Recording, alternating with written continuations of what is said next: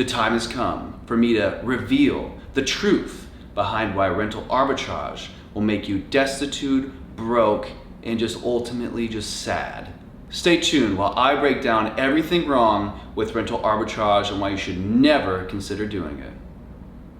Hey guys, Sean Ray with Sean Ray Realty, and today I'm going to be going over why I don't do what my best friend, boom, Sean Rockagich does, which he does a thing called rental arbitrage. I have my own way of investing in real estate and using Airbnb, and it's been very successful for me and my other clients. I'm a real estate agent and a real estate investor, and I'm just going to briefly do two-parter. So this is going to be first part, why I don't like rental arbitrage, and part two, what I do at the end of the video and why I like it more than rental arbitrage.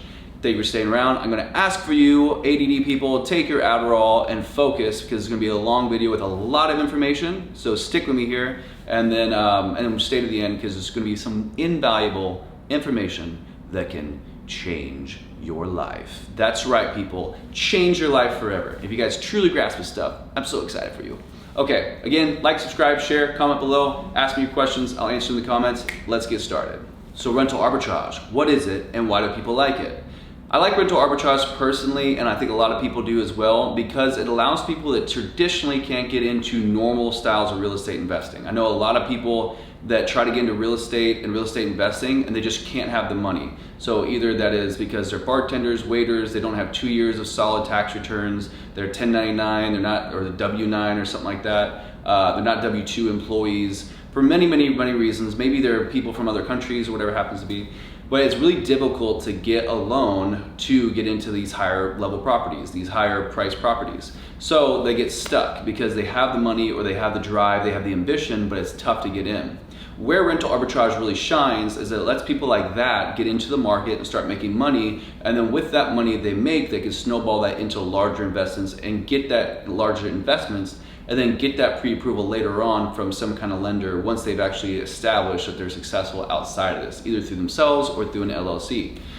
Now, how does that work? So basically, if you try to go to, which I like this method a lot, if you try to go to single individual owners, so say for instance, homeowners, single family residents, a house that is a property that's 3 or 4 bedrooms, 5 bedrooms, and it's going for $2,000, $2,500 a month, something like that, you can go to them as a 20-year-old, 25-year-old, 30-year-old, whatever it happens to be, someone that doesn't speak English, someone that doesn't have their citizenship or what it happens to be, and they're more likely to work with you. They say, you're willing to pay a premium, I'm trying to lease it for $2,000, you're willing to pay $2,200, $2,300, and you're gonna be using it for rental arbitrage or what it happens to be. Yeah, I'm willing to work with you because I'm an individual owner that has a need, you're willing to fulfill it, and you're willing to give me a premium for it.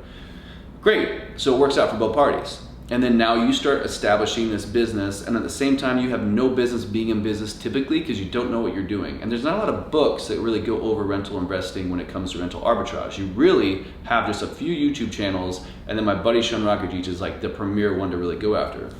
So this gets you in the business. It gets you knowing kind of what to do, how to do it, what properties look for, what works, what doesn't, what kind of furniture really worked, how to get the photography going right. You even get the connections that you need, like the photographer, the cleaners, the landscapers. You get the manager set up, even learning how to do this stuff yourself in your single property. That way later on you can train a manager potentially, or tell your manager what you hired where they're lacking. So it's great. So it's a great way to get into the business, and it allows your mentality to change. It allows you to have a bigger vision. You can see yourself making an extra $1,000 or $2,000 a month each property, and you start to build this vision of, wow, I can really snowball this, and you can get it going by get more and more properties.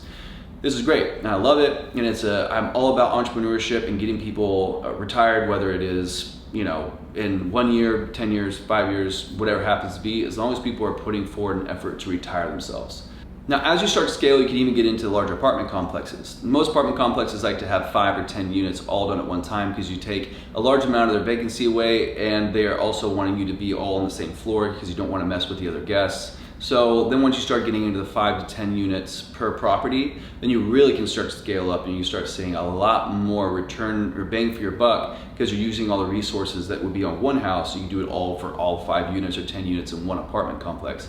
So that's when you really start to make the money, but it's significantly more difficult to get into those kind of properties. Now, the time that you all been waiting for. Why do I not do rental arbitrage? To me, the risk is not worth the reward. For me specifically, you might be different, but the amount of burn that can happen is high. You can burn not only yourself, but you can burn families that you're working with, and also you can burn yourself financially, you burn yourself long-term credit-wise. So many burns can happen, and I'm just like, why would you want to do that? I mean, if you have another choice, then yeah, go for it. But if you have another choice, don't do that. So what am I talking about? Let's just talk about financially at first. Follow this math if you can. Say for instance you get a rental. Let's just start off with an easy scenario, like a house. So the house is a 4-bedroom house, decent area. You're paying, like, let's say for instance $2,000 a month in rent. And then you're renting it off on Airbnb for $4,000 a month is what you normally pull in. That's typically the numbers that we're looking at. Your goal is to do, whenever you're doing rental arbitrage, typically double. But you have to keep in mind that there's also going to be holding fees. So you're paying $2,000 a month, but you also have to pay for internet, cable, utilities. You have to pay for a management crew. You got to pay for landscapers, all kinds of stuff like that. So let's just say wrap all that stuff together. If you try to do it up top of your head, it's going to be like $600, $700, maybe even a little more, maybe $800 a month. So let's just say, for instance, make it easy. You're spending $3,000 a month to hold on to this property, and you're making like $1,000 actual take home. And so you're making $1,000 profit on your $2,000 a month rental. Cool, we good? Move on? No, not yet. Because on top of this, you have to also consider how much it took to get into it. So now you have all this furniture. So say for instance, on a 4-bedroom house, you spend $10,000, and some of you are like, $10,000, oh my God, that's so much. I can get in there for $5,000. Cool, that's great, happy for you. Probably not the best furniture, whatever. And some of you are like, dude, $10,000, how are you gonna do that on a 4-bedroom house? I spent 30 grand. Like, okay, just let's use $10,000 as an example. You do more, you do less. But now you have $10,000 that you have invested in the property, apart from like your deposits and whatever fees you have to do, application fees, blah, blah, blah. A lot of times with not just apartment complexes, but actual individual owners, because you have such a higher risk, they want you to do a larger deposit down, especially if you have no credit established, or especially if you're doing your LLC, which has very little to no credit. Then they're going to want you to have some kind of incoming statements on your LLCs or yourself to show that you can make this. A lot of times people don't. And so to make up for that extra risk, they want you to do a double or even triple deposit. And so let's say, for instance, you're having to do this $2,000 place. Now you're having to put down as a deposit $4,000 to $6,000. So now you're putting down $6,000 to get into this thing, potentially even more. And on top of that, you're putting $10,000 or more or less into furniture. So now you're $16,000 in, and you're making $1,000 a month. So now you're overall making $12,000 a year, and you spent all this money to get in there. Now, what if you get kicked out? Ugh, that sucks, and it happens all the time. Or they don't renew you at the end of your lease. Then you're left with all this furniture, and then you have to sell it at a loss, right? So a lot of times people can sell their furniture for about 50% of what they bought it for, so you're out $5 grand. And because they kicked you out, typically in leases, that if they get you kicked out prematurely before the end of your lease, then you're not completely entitled for all your deposit back. Sometimes it's partial, sometimes it's completely, they take all of it. So you're from $1,000 to $6,000 of not getting your deposit back.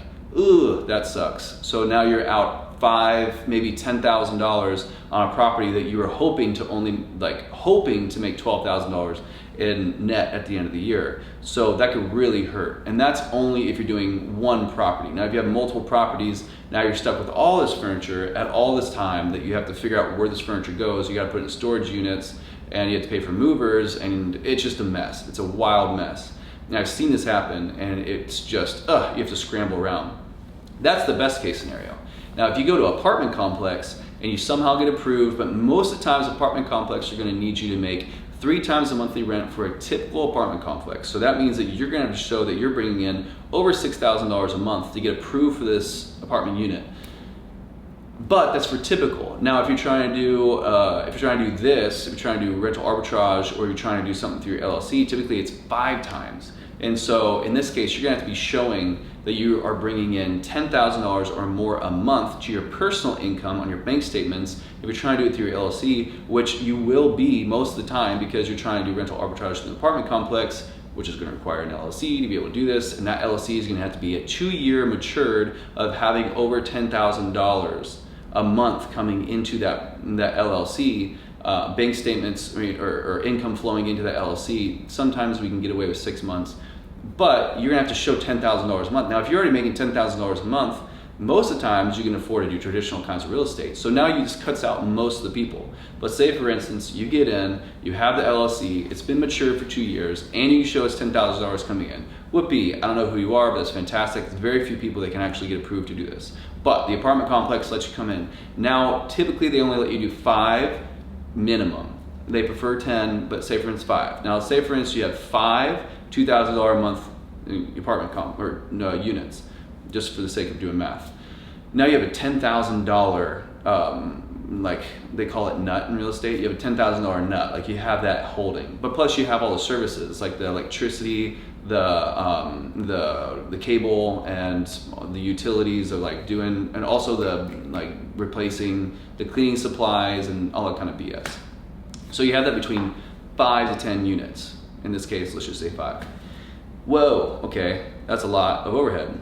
On top of that, they are going to give you typically a month free, sometimes 2 months free. So say for instance they give you a month free. That's $10,000 they let you have right out of the gate.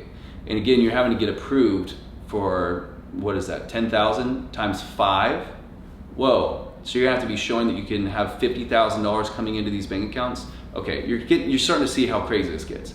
But if you get kicked out prematurely, then not only are you not going to get your deposit back, whoa, you're not going to get your deposit back, and if they normally want you to do like 2 to 3 times on apartment complexes per unit on each unit, like, oh, that's a lot of money. And on top of that, if they give you a month or 2 free, now you're losing $10,000, because if you get kicked out if this is the 11th month on your 12 months, then you don't get your move-in concessions back. So now you're out $10,000. You're out $10,000 if it's 5 units for your rental concessions, and you don't get your deposit backs. Or all those admin fees and stuff like that as well are gone. Ooh, and it goes on your record whether it's yours or the LLC, and that sucks. But you have to also consider all the furniture that you got. What do you do with all that furniture? Now you got all this furniture for 5 units, possibly 10 units. Where are you gonna put this stuff? You gotta sell it right away, or you gotta get it out and get all these movers to pay for 5 apartments to put it in multiple storage units.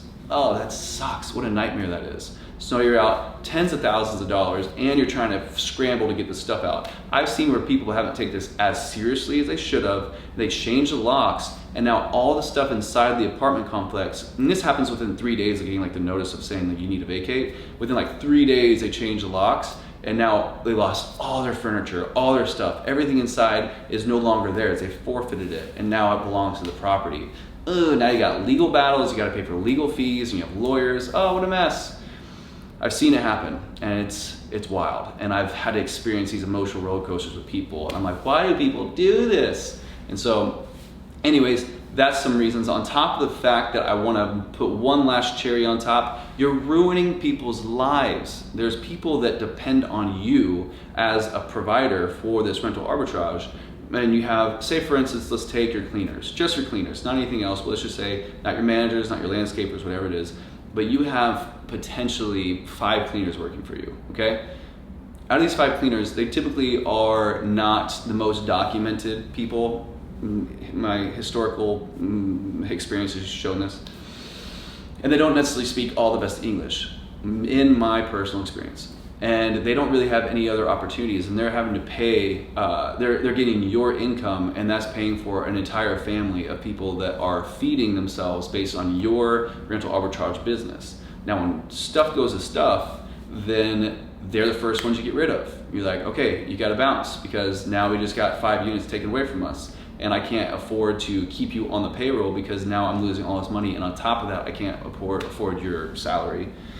So now these people went from having almost no savings because their checks go straight to paying their family, to now they don't have any income, and they don't know how they're gonna pay their mortgage at the end of the month. They don't know how they're gonna pay for their kids to eat, all these things, medical bills. And so now you just ruined a family, and that's 5 families you potentially ruined right there. And then if you figure it out and you can somehow move these 5 units to another 5 units, now you say, oh wait, we got another 5 units. Can you start again? It's been a month of, or weeks of them having no income, and now they know that there's no security there. You don't have their back. You don't have their best interests. And so this is just a very it's a very gross way of having a relationship with your cleaners or the people that work for you in general. The alternative though is that you keep them on a salary, whether you have units or not. And so you pay them, $1,500, $2,000, $2,500, whatever it happens to be. I don't know how the scale of your business. You pay them a flat salary every single month. And if you lose those units, they're still getting paid. Now that's on top of you already having to pay all the vacancy fees, the move out fees, and the concessions and movers and blah, blah, blah, all that kind of stuff. And now you're having to pay the salary of your people that are working for you because you're a good person.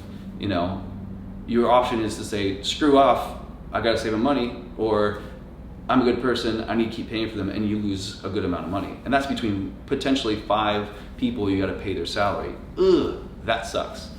Okay, so that's pretty much the general idea when it comes to this. One last thing I wanna add to it before we move on to the next part of the video is that the market dictates your success versus you dictating your own success in rental arbitrage, in my experience.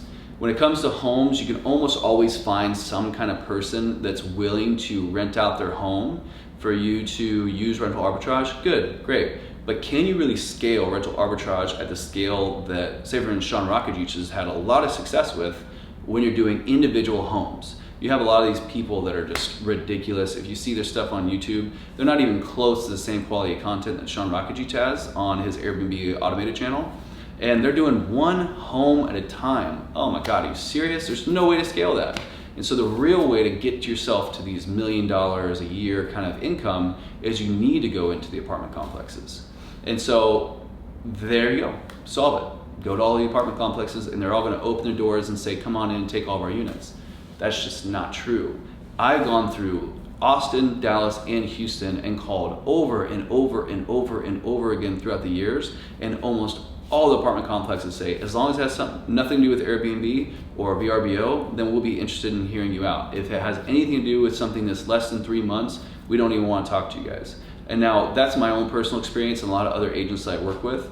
There are always outliers and people do get into these buildings. So I'm not gonna say it's impossible. I have seen it work, but it's very, very, very rare and it's very difficult. And so you kind of have to wish upon a star and hope it works out for you. If you're trying to build a business that's very large, it's difficult to have an entire future depending on other people's decision about what your business is gonna do. I like to be in control of my own business, not a property manager or a management company telling me how fast and how far can I expand my business. In this case, if you're going through the apartment complexes, you're really limited by how many large management companies are willing to be okay with this, or property managers that are okay with this. And I know specifically in Dallas, Austin, Houston, they just aren't.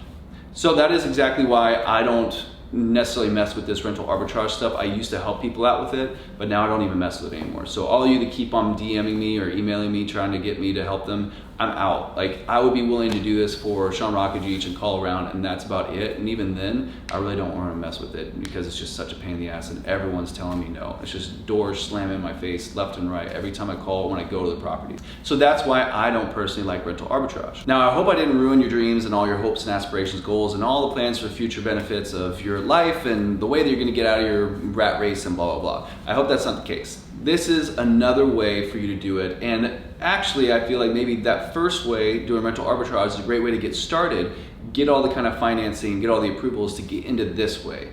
A lot of times I hear a lot of people say they can't do what I do because it's just the barrier to entry is so high.